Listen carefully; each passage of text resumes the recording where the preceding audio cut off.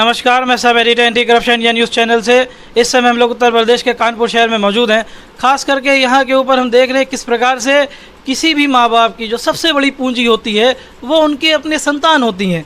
वो उसमें अपने संस्कारों को ना केवल ट्रांसफ़र करते हैं बल्कि उनकी पढ़ाई लिखाई पे अपने जीवन की सारी जमा पूंजी लगा देते हैं उनके उज्जवल भविष्य के लिए, और उसके लिए वो बहुत बड़ा बलिदान देते हैं। और इस प्रकार का बलिदान देने के बाद यदि किसी की कोई जवान संतान ना रहे तो पूछिए उसके माँ बाप पे क्या बीतेगी। खासकर तब जब उसको किसी कॉलेज में एक बड़े अरमान को लेके भेजा जाता है और वहाँ पे बजाय वो डिग्री लेके आने के, बजाय वहाँ से कोई बड़ी नौकरी पाने के, पता चलता है कि वो इतना ज़्यादा टेंशन में आ गया, दबाव में आ गया, तनाव में आ गया, डिप्रेशन में आ गया कि उसको सुसाइड करना पड़ जाता है। इस प्रकार का आरोप सीधे सीधे एक माता पिता ने लगाया है कॉलेज प्रशासन के ऊपर। ये घटनाक्रम यहाँ के ऊपर 23 मार्च की रही है जब सार्थक सिंह नाम के एक छात्र ने सुसाइड कर ली। हालांकि ये जो घटनाक्रम है, ये छात्र ये पढ़ता था ग्वालियर में। सोचिए, जेईई मेंस क्लियर करने के बाद उसको ट्रिपल ITM मिलता है, यानी कि Atal Bihari Vajpayee Indian Institute of information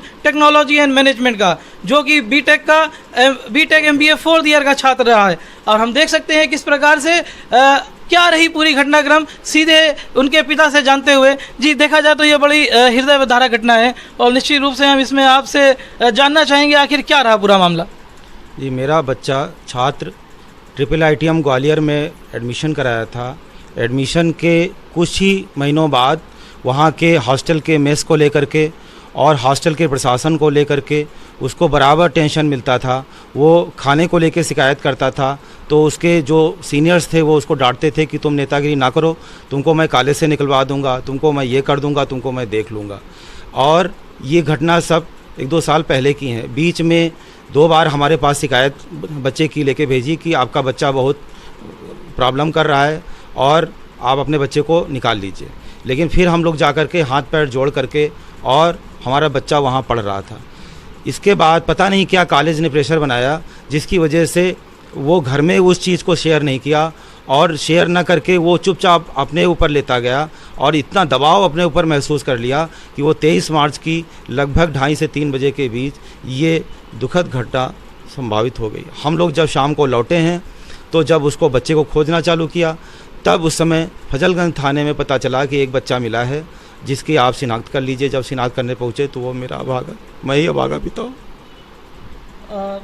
काफ़ी हृदय विदारक घटना रही है। हम चाहेंगे कि पूरी तरह से आप अपने आप को संभालें, क्योंकि ऐसे में एक जवान बेटे को खो देना, और ख़ासकर आपने एक आरोप लगाया है कॉलेज प्रशासन के ऊपर, उसके पीछे क्या कारण है?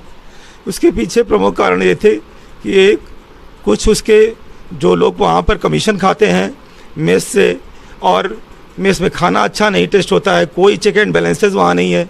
उस कॉलेज में मैं सीधा आरोप लगाता हूँ कि वो कॉलेज में बहुत करप्शन है। उस कॉलेज में बहुत करप्शन है। यदि उसकी जांच किया जाए तो, क्योंकि उसके पहले भी कुछ छात्रों ने वहाँ सुसाइड किया है। हम अपने चैनल के माध्यम से शासन प्रशासन को और ख़ास करके सीधे सीधे माननीय मुख्यमंत्री मध्य प्रदेश के शिवराज सिंह जी को इस बात से अवगत कराना चाहते हैं कि यदि पूर्व में भी इस प्रकार से छात्रों ने आत्महत्या की है तो कहीं ना कहीं ये एक संदिग्ध गतिविधियों में लिप्त माना जाएगा कॉलेज प्रशासन की। आखिर क्या वजह रही कि इस प्रकार से घटनाएं बढ़ रही हैं?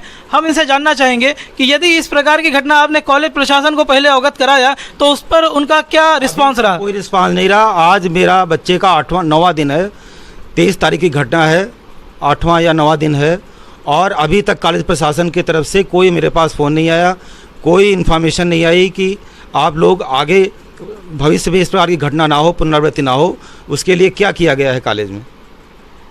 हम देख सकते हैं कि इनको अपने बेटे के जाने का जो दुख है उसके साथ साथ इस बात की भी फिक्र है कि इस प्रकार का कोई और माता पिता इस प्रकार के दुख को ना झेलें, या जहाँ कहीं भी किसी भी स्तर पर लापरवाही बरती गई है तो उसकी निष्पक्ष जांच हो, और जो भी इस प्रकार की गतिविधियों से संलिप्त पाए जाते हैं, आरोपी होते हैं, अपराध सिद्ध होता है तो उनके खिलाफ कड़ी कार्रवाई हो। जैसे कि आपने बताया कि 2-3 ऐसे पहले भी छात्र हैं जिन्होंने सुसाइड किया, जबकि ग्वालियर में ट्रिपल ITM का तो बड़ा नाम है, बड़ा रसूख है। हाँ, जब हम उसका एडमिशन कराने गए थे तो उसी समय पता चला था कि एक बच्चे ने यहाँ सुसाइड किया है। लेकिन हमने कहा वो कारण कुछ हो सकता है, हम अपने बच्चे को भविष्य को लेकर के आसानी से थे। इसके पहले उसका एडमिशन ट्रिपल IT कांचीपुरम में मैंने एडमिशन भी करा दिया था।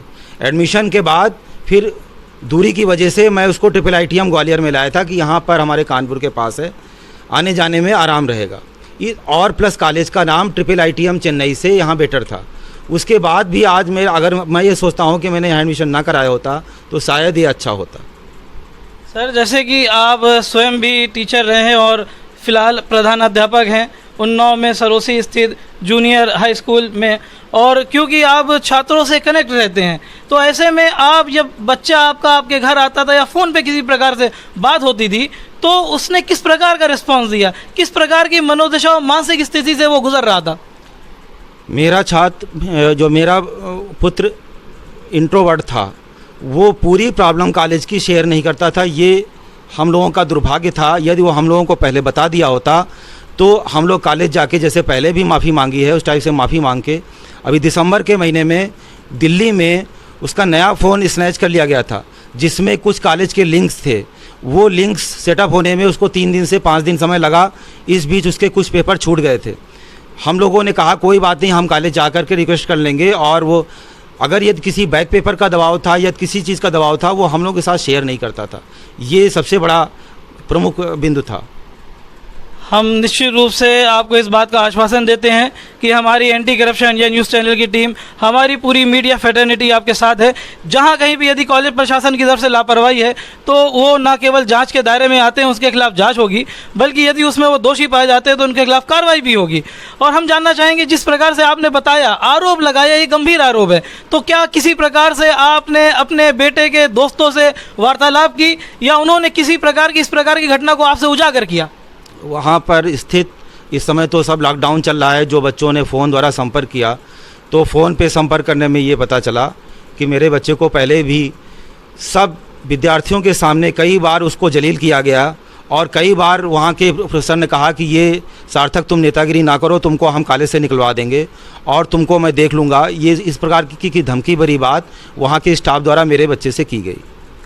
यदि इस प्रकार का कोई मैसेज हो तो हम चाहेंगे कि आप हमारे चैनल के माध्यम से एक बार कैमरामैन को हमारे दिखाएं, जिसको कि आप बता रहे हैं कि उसके कुछ दोस्तों ने आपको व्हाट्सएप किया और वहां कॉलेज प्रशासन की लापरवाही को आपसे बताया।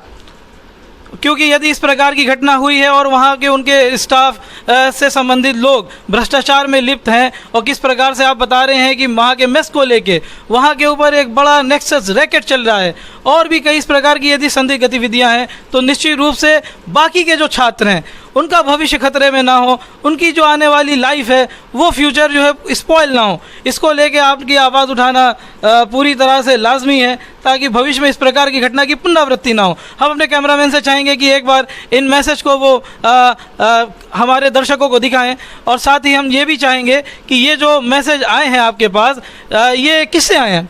ये उसके दोस्तों से आए हैं जो उसके फ्रेंड सर्किल में थे। नाम हम उनका भविष्य खराब न होने के कारण नाम हम डिस्क्लोज नहीं करना चाहते हैं, लेकिन कई बच्चों ने इस प्रकार का दिया है कि उसके साथ जासूसी की गई है।